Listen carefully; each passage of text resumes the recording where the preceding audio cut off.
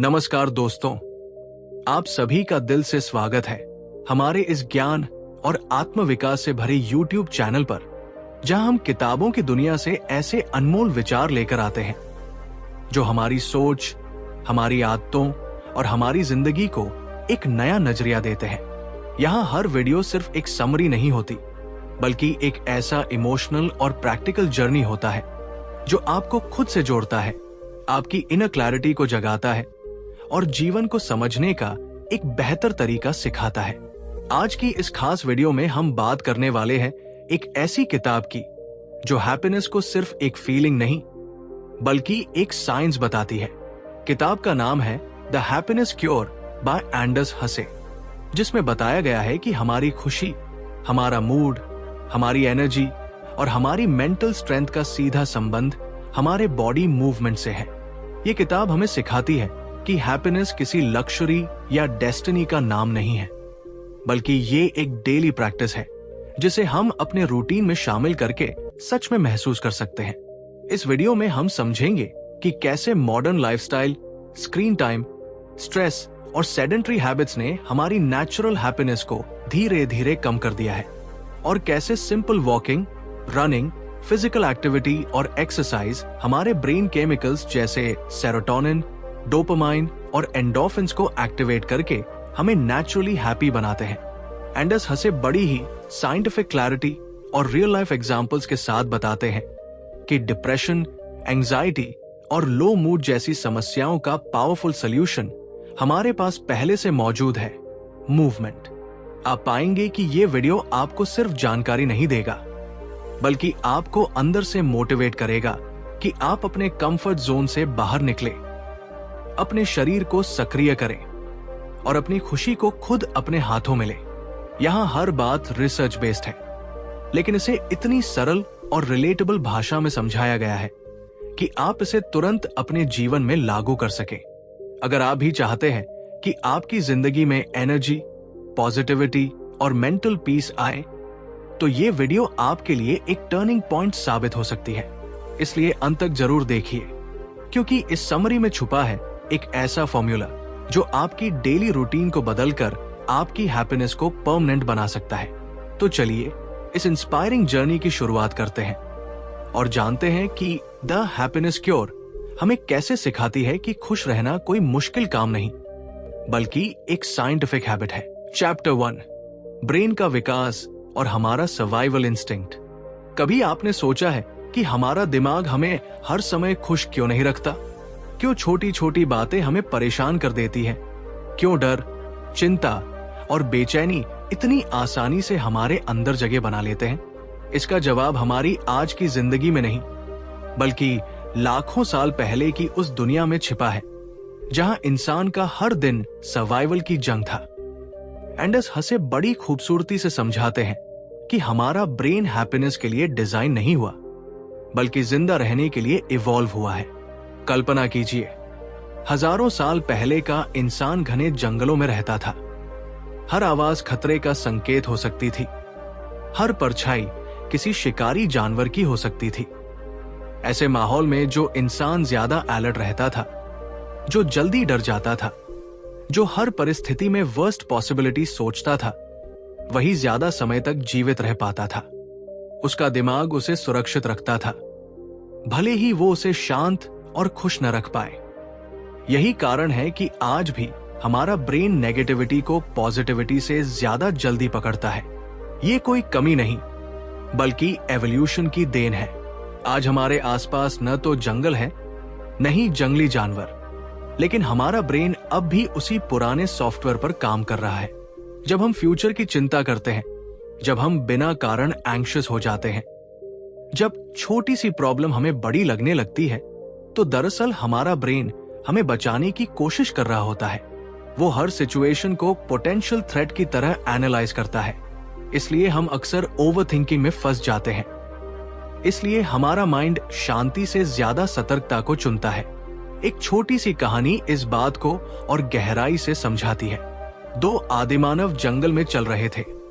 एक ने हवा में सरसराहट सुनी और तुरंत डर गया। उसने मान लिया कि पास में कोई शिकारी है और भाग निकला। दूसरा बोला, शायद ये सिर्फ हवा है, और वही खड़ा रहा। अगर सच में वहां कोई खतरा होता तो पहला इंसान बच जाता और दूसरा शिकार बन जाता। यही वजह है कि एवोल्यूशन ने हमारे अंदर डर और चिंता को मजबूत किया, खुशी को नहीं। हम आज की मॉडर्न लाइफ में ये उम्मीद करते हैं कि हमें हर समय हैप्पी महसूस होना चाहिए, लेकिन जब ऐसा नहीं होता तो हम सोचते हैं कि हमारे साथ कुछ गलत है। असलियत यह है कि हमारा ब्रेन परफेक्टली काम कर रहा है, बस वो उसी पर्पस के लिए बना है जो लाखों साल पहले जरूरी था। हंसे बताते हैं कि ये समझना ही हमारे लिए एक इमोशनल रिलीफ बन सकता है। जब हमें पता चलता है कि हमारा एंग्शियस होना, ओवरथिंक करना या जल्दी डर जाना हमारी कमजोरी नहीं बल्कि बायोलॉजिकल डिजाइन है, तो हम खुद को दोष देना बंद कर देते हैं। यही समझ हमें अपने इमोशंस को एक्सेप्ट करना सिखाती है। हम रियलाइज करते हैं कि हैप्पीनेस कोई परमानेंट स्टेट नहीं है, बल्कि एक मोमेंटरी फीलिंग है। हमारा ब्रेन हमें हमेशा खुश रखने के लिए नहीं, बल्कि सेफ रखने के लिए प्रोग्राम्ड है। और जब हम ये सच्चाई स्वीकार कर लेते हैं, तो अपने मन के साथ लड़ने के बजाय उसके साथ काम करना सीखते हैं। यही अवेयरनेस हमें इनर पीस की तरफ ले जाती है, जहां हम अपने थॉट्स को समझते हैं, उन्हें जज नहीं करते। ये विचार हमें खुद से एक गहरा कनेक्शन देता है।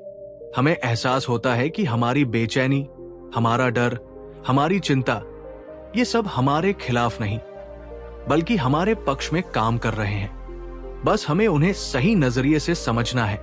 यही समझ हमारी जिंदगी को हल्का बनाती है, क्योंकि हम खुद को इम्परफेक्ट समझकर भी पूरी तरह एक्सेप्ट करना सीख जाते हैं। चैप्टर 2, हमारी भावनाएं। कभी आपने महसूस किया है कि बिना किसी स्पष्ट कारण के दिल घबराने लगता है, छोटी सी बात पर गुस्सा आ जाता है, या फिर किसी याद से अचानक आंखें नम हो जाती है? हम अक्सर सोचते हैं कि ये इमोशंस हमारी कमजोरी है, हमारी स्टेबिलिटी के दुश्मन है। लेकिन एंडर्स हंसे एक अलग सच सामने रखते हैं। ये भावनाएं हमारी दुश्मन नहीं, बल्कि हमारे अस्तित्व की सबसे पुरानी और वफादार साथी है। सोचिए, हजारों साल पहले जब इंसान जंगलों में रहता था, हर आवाज में खतरे की संभावना होती थी। झाड़ियों में हल्की सी सरसराहट भी दिल की धड़कन तेज कर देती थी। वो एंजाइटी नहीं थी, वो सर्वाइवल अलार्म था। डर ने ही इंसान को सतर्क रहना सिखाया, गुस्से ने अन्याय के खिलाफ खड़े होने की ताकत दी, और दुख ने रिश्तों की अहमियत समझाई। हमारे दिमाग ने हैप्पीनेस के लिए नहीं, बल्कि सर्वाइवल के लिए खुद को डिजाइन किया है। इसलिए इमोशंस का काम हमें कंफर्टेबल रखना नहीं, बल्कि अलाइव रखना है।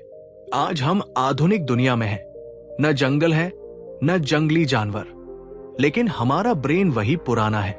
अब वही फियर किसी प्रेजेंटेशन से पहले घबराहट बन जाता है, वही एंजाइटी सोशल सिचुएशंस में बेचैनी बन जाती है, और वही सैडनेस अकेलेपन की गहराई में बदल जाती है। हमें लगता है कि कुछ गलत है हमारे साथ, जबकि असल में हमारा ब्रेन वही कर रहा है जिसके लिए वो बना है, प्रोटेक्ट करना। एक छोटी सी कहानी इमेजिन कीजिए। एक बच्चा भीड़ में अपनी मां का हाथ छोड़ देता है। अचानक उसका दिल तेज धड़कने लगता है, आंखों में आंसू आ जाते हैं, और वो घबराकर इधर उधर देखने लगता है। वो डर उसे मां तक वापस ले आता है, वही फियर उसे सुरक्षित करता है। ठीक वैसे ही हमारे इमोशंस हमें हमारे कनेक्शन, हमारे वैल्यूज और हमारी प्रायोरिटीज की तरफ वापस ले जाते हैं। जब हम उदास होते हैं तो हमारा मन हमें रुकने, सोचने और खुद से जुड़ने का संकेत देता है। जब हमें गुस्सा आता है तो वो बताता है कि कहीं न कहीं हमारी बाउंड्रीज क्रॉस हुई है। जब हमें एंजाइटी होती है तो वो हमें आने वाली चुनौतियों के लिए मेंटली प्रिपेयर करती है। ये सब सिग्नल्स हैं, प्रॉब्लम्स नहीं। हम अक्सर सोशल मीडिया की दुनिया में परफेक्ट हैप्पीनेस का इल्यूजन देखते हैं और सोचते हैं कि हमें हमेशा खुश रहना चाहिए। लेकिन सच ये है कि कांस्टेंट हैप्पीनेस नेचुरल नहीं है। हमारी इमोशनल सिस्टम वेव्स की तरह है, कभी ऊपर, कभी नीचे, और यही उतार चढ़ाव हमें इंसान बनाते हैं। एंडर्स हंसे ये समझाते हैं कि इमोशंस को दबाने की बजाय उन्हें समझना और स्वीकार करना जरूरी है, क्योंकि जब हम उन्हें इग्नोर करते हैं तो वे और जोर से सामने आते हैं।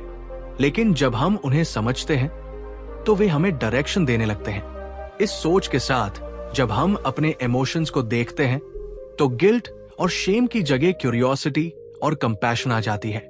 हम खुद से लड़ना बंद कर देते हैं और खुद को समझना शुरू कर देते हैं। यही अंडरस्टैंडिंग हमें मेंटल पीस की तरफ ले जाती है। आखिर में बात इतनी सी है कि इमोशंस हमारे अंदर कोई गलती नहीं, बल्कि एक एंशिएंट इंटेलिजेंस है जो आज भी हमें रास्ता दिखाने की कोशिश कर रही है। जरूरत सिर्फ इतनी है कि हम उन्हें एनिमी की तरह नहीं, बल्कि गाइड की तरह देखना शुरू करें। चैप्टर 3, समय के साथ इवोल्व रिएक्शंस। कभी आपने महसूस किया है कि बिना किसी बड़े कारण के भी दिल तेज धड़कने लगता है, हाथों में पसीना आ जाता है, दिमाग बार बार वर्स्ट पॉसिबिलिटी सोचने लगता है और शरीर मानो किसी अदृश्य खतरे के लिए तैयार हो जाता है। हम इसे अक्सर ओवरथिंकिंग, एंजाइटी या स्ट्रेस कह देते हैं, लेकिन एंडर्स हसे हमें एक अलग नजरिया दिखाते हैं। ये सब हमारी कमजोरी नहीं, बल्कि लाखों साल पुराने एवोल्यूशन की देन है। मानव इतिहास का अधिकांश हिस्सा जंगलों, खतरों और अनिश्चितताओं के बीच बीता है। हमारे पूर्वज हर पल सतर्क रहते थे, क्योंकि जरा सी लापरवाही का मतलब हो सकता था जान का खतरा। किसी झाड़ी में हल्की सी आहट भी शेर हो सकती थी। ऐसी दुनिया में जो इंसान ज्यादा अलर्ट था, जो जल्दी डर जाता था, जो जल्दी रिएक्ट करता था, वही ज्यादा समय तक जीवित रहता था। धीरे धीरे यही टेंडेंसी हमारे ब्रेन की डिफॉल्ट सेटिंग बन गई। आज हम सुरक्षित घरों में रहते हैं, पर हमारा ब्रेन अब भी उसी जंगल वाले एनवायरनमेंट के हिसाब से काम करता है। इसी वजह से छोटी छोटी बातें भी हमें डिस्प्रपोर्शनेटली परेशान कर देती है। एक ईमेल का रिप्लाई देर से आना, किसी का मैसेज सीन रह जाना, ऑफिस की प्रेजेंटेशन या सोशल मीडिया पर कंपैरिजन, ये सब मॉडर्न लाइफ की घटनाएं हैं। लेकिन हमारा ब्रेन इन्हें भी उसी अर्जेंसी से लेता है, जैसे कोई जानलेवा खतरा सामने हो। दिल की धड़कन बढ़ना, कॉर्टिसोल रिलीज होना, मसल्स का टाइटन होना, ये सब रिएक्शंस आज भी वैसे ही एक्टिवेट हो जाते हैं जैसे हजारों साल पहले होते थे। कभी सोचा है कि हम फ्यूचर की चिंता क्यों करते हैं, इमेजिनरी सिचुएशंस क्यों करते हैं? ये भी एवोल्यूशन का हिस्सा है। जो इंसान संभावित खतरे की कल्पना पहले कर लेता था, वो उसके लिए तैयार हो जाता था। आज यही क्षमता हमें प्लानिंग में मदद करती है, लेकिन जब ये हद से ज्यादा हो जाती है तो एंजाइटी बन जाती है। हमारा ब्रेन प्रॉब्लम सॉल्व करने के लिए बना है, इसलिए जब कोई रियल प्रॉब्लम नहीं होती तो वो इमेजिनरी प्रॉब्लम्स क्रिएट करने लगता है। गुस्सा, डर, बेचैनी, ये इमोशंस हमें बुरे लगते हैं, पर असल में ये सर्वाइवल टूल्स है।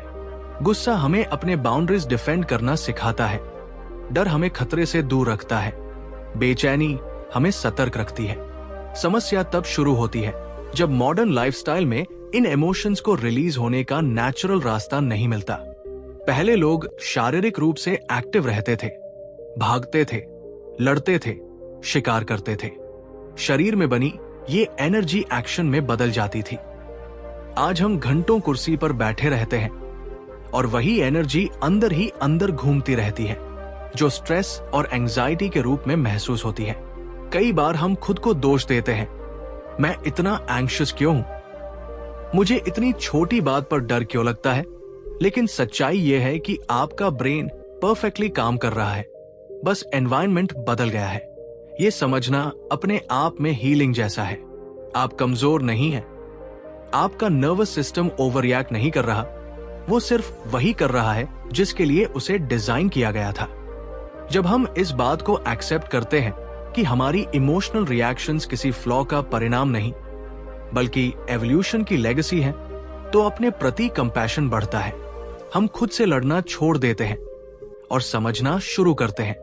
यही अंडरस्टैंडिंग हमें एक नई फ्रीडम देती है, अपनी फीलिंग्स को जज करने के बजाय ऑब्जर्व करने की। धीरे धीरे ये एहसास होता है कि एंजाइटी कोई दुश्मन नहीं, बल्कि एक पुराना पहरेदार है जो अब भी ड्यूटी पर खड़ा है, भले ही खतरे बदल गए हों। और शायद हमें उससे लड़ने की नहीं, उसे जेंटली गाइड करने की जरूरत है, ताकि वो मॉडर्न लाइफ के हिसाब से खुद को ढाल सके। यही इंसाइट हमें सिखाती है कि हमारी बेचैनी में भी एक कहानी छुपी है, हमारे अस्तित्व की, हमारे इतिहास की और हमारे भीतर छिपे उस एंशिएंट ब्रेन की, जो अब भी हमें बचाने की पूरी कोशिश कर रहा है। चैप्टर 4, डिप्रेशन बचने का बायोलॉजिकल तरीका।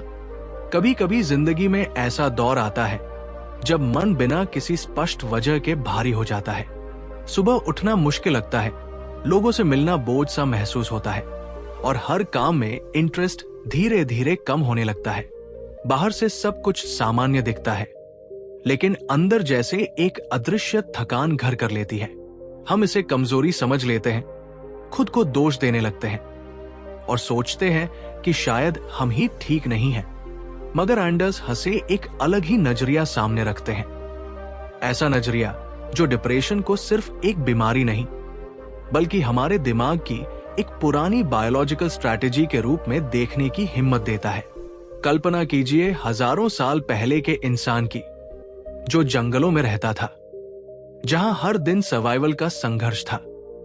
अगर कोई बड़ा खतरा सामने आता, अगर भोजन की कमी हो जाती, अगर समूह से अलगाव हो जाता, तो दिमाग तुरंत एक मोड में चला जाता था। ये मोड इंसान को धीमा कर देता था, उसकी एनर्जी बचाता था, उसे कम हरकत करने के लिए मजबूर करता था ताकि वो जोखिम से दूर रहे। यही स्टेट आज हमें डिप्रेशन जैसी लगती है। हंसे बताते हैं कि ये प्रतिक्रिया बेवजह नहीं बनी, ये हमारे एंसेस्टर्स को बचाने के लिए विकसित हुई थी। जब इंसान बहुत ज्यादा स्ट्रेस या इमोशनल पेन महसूस करता था, तो दिमाग उसे लो एनर्जी स्टेट में डाल देता था। कम बोलना, कम चलना, कम मिलना जुलना, ये सब शरीर और दिमाग की एनर्जी बचाने के तरीके थे। ये एक तरह का प्रोटेक्टिव शटडाउन था, ताकि इंसान खतरनाक हालात में खुद को सुरक्षित रख सके। आज के समय में खतरे बदल गए हैं, लेकिन हमारा ब्रेन वही पुराना है। अब जंगली जानवरों की जगह डेडलाइंस है, सोशल प्रेशर है, लोनलीनेस है, कंपैरिजन है और लगातार मेंटल लोड है। किसी व्यक्ति को देखिए जो डिप्रेशन से गुजर रहा है, वो आलसी नहीं है, वो कमजोर नहीं है, बल्कि उसका दिमाग एक पुराने सर्वाइवल पैटर्न को एक्टिवेट कर चुका है। वो व्यक्ति दुनिया से नहीं भाग रहा, उसका ब्रेन उसे रिस्क से बचाने की कोशिश कर रहा है। हंसे इस सोच को बदलते हैं कि डिप्रेशन कोई पर्सनल फेलियर नहीं, बल्कि एक डीपली रूटेड बायोलॉजिकल रिएक्शन है। भावनाएं यहां दुश्मन नहीं है। सैडनेस, गिल्ट, होपलेसनेस, ये सब सिग्नल्स हैं। शरीर में दर्द हमें चोट का एहसास कराता है, वैसे ही इमोशनल पेन हमें ये बताता है कि कुछ गलत है, कुछ बदलने की जरूरत है। लेकिन मॉडर्न लाइफ में हम इन सिग्नल्स को समझने के बजाय उन्हें दबाने की कोशिश करते हैं। हम खुद से कहते हैं स्ट्रांग बनो, इग्नोर करो, बिजी रहो, और यही दिक्कत बढ़ती जाती है। एक कहानी सोचिए, एक युवक जो शहर में नौकरी करता है, दिन भर कंप्यूटर स्क्रीन के सामने बैठा रहता है, सोशल मीडिया पर दूसरों की हैप्पी लाइफ देखता है, रात में थका हुआ घर लौटता है। धीरे धीरे उसे लगता है कि उसकी जिंदगी में कोई मीनिंग नहीं है। उसे समझ नहीं आता कि आखिर समस्या क्या है। हंसे बताते हैं कि उसका दिमाग उसे संकेत दे रहा है। ये लाइफ पैटर्न उसके नेचुरल डिजाइन के खिलाफ है। शरीर मूवमेंट चाहता है, ब्रेन नेचर चाहता है, इमोशंस रियल कनेक्शन चाहते हैं। जब ये सब नहीं मिलते तो ब्रेन प्रोटेक्टिव मोड में चला जाता है। ये समझना कि डिप्रेशन एक बायोलॉजिकल सिग्नल है, हमें गिल्ट से मुक्त करता है। हम खुद को दोष देना छोड़ देते हैं। हम समझ पाते हैं कि ये बॉडी और माइंड की एक रिएक्शन है, जिसे समझकर, स्वीकार करके और सही डायरेक्शन देकर बदला जा सकता है।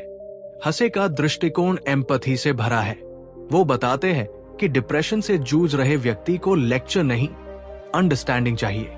उसे सल्यूशन नहीं, सहारा चाहिए, क्योंकि वो लड़ नहीं रहा, वो सर्वाइव करने की कोशिश कर रहा है, उसी तरीके से जिस तरीके से उसके पूर्वज हजारों साल पहले सर्वाइवल करते थे। जब हम इस नजरिए से देखते हैं तो डिप्रेशन डरावना कम और समझने योग्य ज्यादा लगने लगता है। यह हमें सिखाता है कि हमारे इमोशंस बेकार नहीं हैं, वे हमें रोकते हैं, ताकि हम अपने जीवन को नए नजरिए से देखें, ताकि हम अपने रूटीन, अपने एनवायरनमेंट और अपनी प्रायोरिटीज को दोबारा जान सके। ये विचार हमें आशा देता है, क्योंकि अगर डिप्रेशन एक बायोलॉजिकल रिएक्शन है तो इसका रास्ता भी बायोलॉजी से ही निकल सकता है। मूवमेंट, कनेक्शन, नेचर, पर्पस और यही समझ हमें खुद के प्रति जेंटल बनाती है, खुद को जज करने के बजाय खुद को समझने की दिशा में ले जाती है। चैप्टर 5, शारीरिक गतिविधि। कभी आपने गौर किया है कि जब मन बहुत भारी होता है, सोच उलझी हुई लगती है और दिल बिना वजह उदास रहता है, तो ऐसे समय में अगर आप थोड़ी देर टहल लें, हल्की दौड़ लगा लें या शरीर को किसी भी तरह से मूव कर दें, तो अंदर कुछ बदलने लगता है, जैसे किसी ने दिमाग के अंदर जमी धुंध को धीरे धीरे साफ करना शुरू कर दिया हो। यही गहरा और अद्भुत सच एंडर्स हसे हमें समझाते हैं कि हमारी हैप्पीनेस और मेंटल हेल्थ का सबसे पावरफुल कनेक्शन हमारे शरीर की एक्टिविटी से जुड़ा हुआ है। हम अक्सर ये मान लेते हैं कि खुशी दिमाग से आती है, इसलिए उसका समाधान भी दिमाग में ही ढूंढते हैं। हम मोटिवेशनल वीडियोस देखते हैं, पॉजिटिव थॉट्स पढ़ते हैं, म्यूजिक सुनते हैं, मेडिटेशन करते हैं। ये सब जरूरी है, लेकिन हसे एक बहुत सिंपल, ऑलमोस्ट इग्नोर्ड ट्रूथ पर रोशनी डालते हैं। दिमाग को ठीक करने का रास्ता अक्सर पैरों से होकर जाता है। जब शरीर चलता है, तब दिमाग हील होना शुरू करता है। आज का मॉडर्न लाइफस्टाइल हमें चेयर से बांध देता है। घंटों मोबाइल स्क्रीन, लैपटॉप, टीवी और डेस्क पर बैठकर हम अननोइंगली अपने ब्रेन को उस मूवमेंट से दूर कर देते हैं जिसके लिए वो हजारों सालों से वायर्ड है। हमारा ब्रेन इवॉल्व हुआ था चलने, दौड़ने, शिकार करने, खोजने और एक्टिव रहने के लिए, लेकिन आज वो कन्फाइंड है। कम मूवमेंट, ज्यादा स्ट्रेस और लगातार इंफॉर्मेशन ओवरलोड। यही डिस्कनेक्ट हमारे मूड, एनर्जी और हैप्पीनेस को धीरे धीरे ड्रेन करता रहता है। जब आप एक्सरसाइज करते हैं, तब केवल मसल्स ही काम नहीं करते, आपका ब्रेन भी एक केमिकल फेस्टिवल मनाने लगता है। सेरोटोनिन, डोपामाइन, एंडोफिन्स जैसे फील गुड केमिकल्स रिलीज होते हैं जो नेचुरली आपके मूड को अपलिफ्ट करते हैं। यही रीजन है कि कई बार 20-30 मिनट्स की ब्रिस्क वॉक घंटों की ओवरथिंकिंग से ज्यादा असरदार साबित होती है। आप नोटिस करेंगे कि वॉक के बाद प्रॉब्लम्स वही रहती हैं, लेकिन उन्हें देखने का नजरिया बदल जाता है। दिमाग हल्का महसूस करता है, जैसे किसी ने अंदर की टाइटनेस खोल दी हो। हसे ये भी बताते हैं कि फिजिकल एक्टिविटी डिप्रेशन और एंजाइटी के खिलाफ किसी नेचुरल मेडिसिन की तरह काम करती है। कई रिसर्च में पाया गया है कि रेगुलर एक्सरसाइज का असर कुछ केसेस में एंटी डिप्रेसेंट मेडिसिन जितना पावरफुल होता है। फर्क सिर्फ इतना है कि ये साइड इफेक्ट्स के बिना काम करता है। शरीर को चलाने से ब्रेन सेल्स के बीच कम्युनिकेशन बेहतर होता है, मेमोरी शार्प होती है, फोकस बढ़ता है और इमोशनल स्टेबिलिटी मजबूत होती है। सोचिए, जब आप उदास होते हैं तो आपका मन कहता है लेट जाओ, कुछ मत करो, अकेले रहो। लेकिन सच इसके उलट है। जितना आप इनएक्टिविटी चुनते हैं, उतना ही आपका मूड गिरता जाता है। और जैसे ही आप खुद को फोर्स करके थोड़ी मूवमेंट शुरू करते हैं, ब्रेन को एक सिग्नल मिलता है, सब ठीक है, हम सर्वाइव कर रहे हैं। यही सिग्नल धीरे धीरे आपके इमोशंस को स्टेबलाइज करता है। कई लोग हैप्पीनेस को ढूंढने के लिए बाहरी चीजों में भागते हैं, shopping, entertainment, social media validation. लेकिन हंसे हमें याद दिलाते हैं कि हैप्पीनेस का सबसे सस्ता, सबसे नेचुरल और सबसे एक्सेसिबल टूल हमारे पास पहले से है, हमारा शरीर। उसे बस चलाना है। ये आइडिया बेहद इमोशनल है, क्योंकि ये हमें कंट्रोल वापस देता है। हम समझते हैं कि हम हेल्पलेस नहीं हैं। हमारी मेंटल स्टेट पूरी तरह किस्मत या सर्कमस्टेंसेस पर डिपेंड नहीं करती। सिर्फ रोज 30 मिनट की मूवमेंट से हम अपने मूड, एनर्जी और हैप्पीनेस को इन्फ्लुएंस कर सकते हैं। जब आप अगली बार लो फील करें, तो शायद आपको मोटिवेशनल कोट की नहीं, एक सिंपल वॉक की जरूरत होगी। क्योंकि कई बार दिमाग को समझाने की नहीं, शरीर को चलाने की जरूरत होती है। और जैसे ही शरीर चलने लगता है, दिमाग खुद ब खुद ठीक होने लगता है। यही वो साइलेंट, साइंटिफिक और पावरफुल हैप्पीनेस क्योर है जो हर इंसान के लिए उपलब्ध है, बिना किसी कॉस्ट, बिना किसी कॉम्प्लेक्सिटी, सिर्फ थोड़ी सी कमिटमेंट के साथ। चैप्टर 6, सामाजिक जुड़ाव। कभी आपने महसूस किया है कि भीड़ के बीच खड़े होकर भी अंदर से अकेलापन महसूस होता है? सोशल मीडिया पर सैकड़ों फ्रेंड्स, डेली चैट्स, नोटिफिकेशंस की आवाज, फिर भी दिल के किसी कोने में एक खालीपन, एक सन्नाटा। यही सन्नाटा हमारी हैप्पीनेस को धीरे धीरे खा जाता है। इंसान की सबसे गहरी जरूरत सिर्फ खाना, पैसा या सक्सेस नहीं है, बल्कि कनेक्शन है। Real, warm, human connection. हमारा दिमाग लाखों साल पहले ऐसे माहौल में विकसित हुआ था जहां सर्वाइवल का मतलब था साथ रहना, एक ट्राइब, एक समूह, एक कम्युनिटी का हिस्सा होना। उस समय अकेले पड़ जाना मतलब खतरा, डर और असुरक्षा था। इसलिए आज भी जब हम इमोशनली या सोशली अलग थलग पड़ जाते हैं तो हमारा ब्रेन उसी पुराने खतरे की तरह रिएक्ट करता है। हार्ट रेट बढ़ता है, स्ट्रेस हार्मोन्स रिलीज होते हैं और धीरे धीरे एंजाइटी, लो मूड और डिप्रेशन जैसी फीलिंग्स जम लेने लगती है। ये कोई कमजोरी नहीं बल्कि बायोलॉजी है। सोचिए एक बुजुर्ग व्यक्ति के बारे में जो अपने घर की बालकनी से रोज नीचे लोगों को गुजरते हुए देखता है। कभी वह भी उन्हीं रास्तों पर दोस्तों के साथ हंसते बोलते चलता था। अब फोन की घंटी भी कम बजती है, दरवाजे पर दस्तक भी कम होती है। उस व्यक्ति को सबसे ज्यादा जिस चीज की कमी महसूस होती है वो है किसी का साथ, किसी की आवाज, किसी का कैसे हो पूछ लेना। यही छोटी सी बात उसकी जिंदगी में रोशनी ला सकती है। रिसर्च बताती है कि लोनलीनेस का असर हमारे शरीर पर स्मोकिंग जितना खतरनाक हो सकता है। ये इम्यून सिस्टम को कमजोर करता है, स्ट्रेस बढ़ाता है और जीवन की गुणवत्ता को कम कर देता है। एक बच्चा जब गिरता है तो वो सबसे पहले अपनी माँ की तरफ देखता है। दर्द कम करने के लिए दवा नहीं, माँ की गोद काफी होती है। ये सिर्फ इमोशनल बात नहीं, साइंटिफिक फैक्ट है। जब हम किसी अपने के साथ समय बिताते हैं, हंसते हैं, बात करते हैं, तो हमारे ब्रेन में ऑक्सीटोसिन और डोपामाइन जैसे केमिकल्स रिलीज होते हैं जो नेचुरल हैप्पीनेस को एक्टिवेट करते हैं। यही कारण है कि दोस्तों के साथ बिताया गया समय हमें हल्का महसूस कराता है और दिल के बोझ को कम कर देता है। आज की मॉडर्न लाइफ में हम फिजिकली पास होते हुए भी इमोशनली दूर होते जा रहे हैं। डिनर टेबल पर फैमिली साथ बैठती है पर सबके हाथ में फोन होता है। कॉन्वर्सेशंस की जगह स्क्रोलिंग ने ले ली है। धीरे धीरे हमारा ब्रेन उस कनेक्शन से वंचित होने लगता है जिसके लिए वो बना था। हमें लगता है कि हम कनेक्टेड हैं, लेकिन सच में हम डिस्कनेक्टेड हो चुके होते हैं।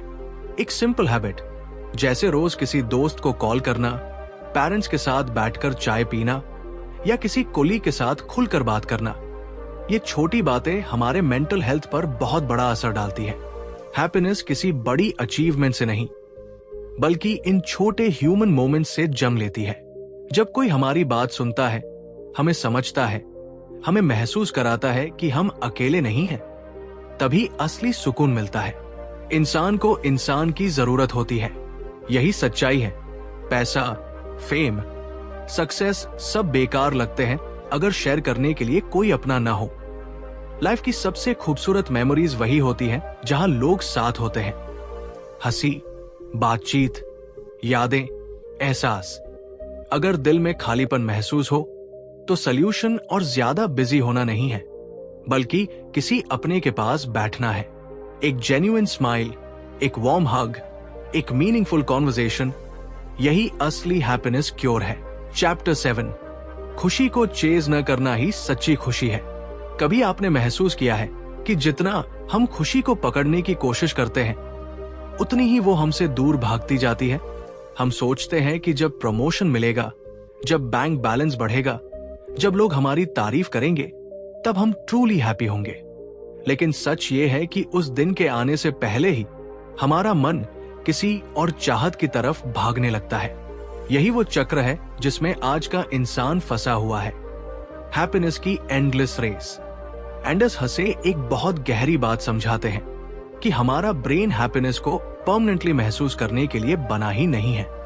हमारा दिमाग सर्वाइवल के लिए बना है, एक्साइटमेंट और सेटिस्फैक्शन के छोटे छोटे मोमेंट्स के लिए बना है, ताकि हम आगे बढ़ते रहें। जब हम खुशी को एक परमानेंट स्टेट बनाने की कोशिश करते हैं तो हम अपने ही ब्रेन की नेचुरल डिजाइन के खिलाफ जाने लगते हैं। परिणाम यह होता है कि हम खुश होने के बजाय फ्रस्ट्रेटेड, एंग्शियस और मेंटली एग्जॉस्टेड हो जाते हैं। सोचिए, जब आप कोई नया फोन खरीदते हैं, शुरुआत के कुछ दिन कितने एक्साइटिंग होते हैं। हर बार उसे हाथ में लेते ही एक अलग खुशी महसूस होती है। लेकिन कुछ ही दिनों में वही फोन नॉर्मल लगने लगता है। फिर मन किसी और चीज की तरफ भागता है। ये कोई कमजोरी नहीं है, ये आपके ब्रेन का नेचुरल पैटर्न है। यही पैटर्न हमें आगे बढ़ने के लिए मोटिवेट करता है। लेकिन जब हम इसे समझे बिना हैप्पीनेस को चेस करते हैं तो यही पैटर्न हमें रेस्टलेस बना देता है। असल सच्चाई यह है कि खुशी तब आती है जब हम उसे पकड़ने की कोशिश छोड़ देते हैं, जब हम अपनी डेली लाइफ की छोटी छोटी एक्टिविटीज में मीनिंग ढूंढने लगते हैं। सुबह की फ्रेश हवा में वॉक करना, किसी अपने के साथ चाय पीना, बिना किसी रीजन के हंस लेना, अपने काम में पूरी तरह डूब जाना, ये वो मोमेंट्स हैं जहां हैप्पीनेस क्वाइटली आकर बैठ जाती है। यहां कोई प्रेशर नहीं होता, कोई एक्सपेक्टेशन नहीं होती, बस प्रेजेंट मोमेंट होता है। एंडस हसे ये भी बताते हैं कि जब हम हर समय हैप्पी रहने का प्रेशर खुद पर डालते हैं तो हम नॉर्मल इमोशंस को भी प्रॉब्लम समझने लगते हैं। उदासी, बॉर्डम, एंजाइटी, ये सब हमारे ब्रेन के नेचुरल सिग्नल्स हैं। ये हमें बताते हैं कि हमें चेंज की जरूरत है, रेस्ट की जरूरत है या कनेक्शन की जरूरत है। लेकिन जब हम हैप्पीनेस को अल्टीमेट गोल बना लेते हैं तो हम इन सिग्नल्स को इग्नोर करने लगते हैं और यहीं से मेंटल स्ट्रगल शुरू होती है। खुशी को चेस करना ऐसा है जैसे अपनी ही शैडो को पकड़ने की कोशिश करना। जितना तेज भागेंगे, शैडो उतनी ही दूर जाती दिखेगी। लेकिन जैसे ही आप रुकते हैं, शांत होते हैं, वो शैडो अपने आप आपके पास आ जाती है। ठीक वैसे ही हैप्पीनेस भी तब आती है जब हम रुकना सीखते हैं, एक्सेप्ट करना सीखते हैं और लाइफ को जैसा है वैसा जीना सीखते हैं। ये समझना बहुत जरूरी है कि हैप्पी लाइफ और मीनिंगफुल लाइफ में फर्क होता है। मीनिंगफुल लाइफ में हर इमोशन की जगह होती है। वहां स्ट्रगल भी होता है, हार्ड वर्क भी होता है, डिसअपॉइंटमेंट्स भी होते हैं, लेकिन इन्हीं के बीच रियल सेटिस्फैक्शन छुपा होता है। जब हम अपने काम, अपने रिश्तों और अपने शरीर के साथ ऑनेस्ट कनेक्शन बनाते हैं, तब हैप्पीनेस एक बाय प्रोडक्ट बनकर आती है, गोल बनकर नहीं। धीरे धीरे आप महसूस करने लगते हैं कि आपको खुशी ढूंढने की जरूरत नहीं पड़ रही। वो आपके रूटीन में, आपकी हैबिट्स में, आपके थॉट्स में क्वाइटली सेटल हो रही है। और यही असली फ्रीडम है, जब हैप्पीनेस आपके पीछे दौड़ती है, आप उसके पीछे नहीं। यही सोच हमारी जिंदगी को हल्का बनाती है, हमारे माइंड से अननेसेसरी प्रेशर हटाती है और हमें सिखाती है कि खुश रहना कोई अचीवमेंट नहीं, बल्कि एक नेचुरल कॉन्सिक्वेंस है सही तरीके से जीने का। दोस्तों, यही वो संदेश है जो द हैप्पीनेस क्योर हमें देकर जाती है। खुशी कोई डेस्टिनेशन नहीं, बल्कि एक नेचुरल बाय प्रोडक्ट है सही तरीके से जीने का। जब हम अपने शरीर को एक्टिव रखते हैं, अपने मन को समझते हैं और लाइफ को बिना अननेसेसरी प्रेशर के एक्सेप्ट करते हैं, तब हैप्पीनेस अपने आप हमारे जीवन का हिस्सा बन जाती है। उम्मीद है इस वीडियो से आपको एक नया पर्सपेक्टिव मिला होगा, जो आपकी डेली लाइफ को थोड़ा हल्का, थोड़ा बेहतर और थोड़ा ज्यादा मीनिंगफुल बनाएगा। अगर आपको ये समरी पसंद आई हो तो वीडियो को लाइक करें, चैनल को सब्सक्राइब करें और बेल आइकन दबाना न भूलें, ताकि ऐसी ही लाइफ चेंजिंग किताबों की नॉलेज आप तक लगातार पहुंचती रहे। देखते रहिए, सीखते रहिए। धन्यवाद।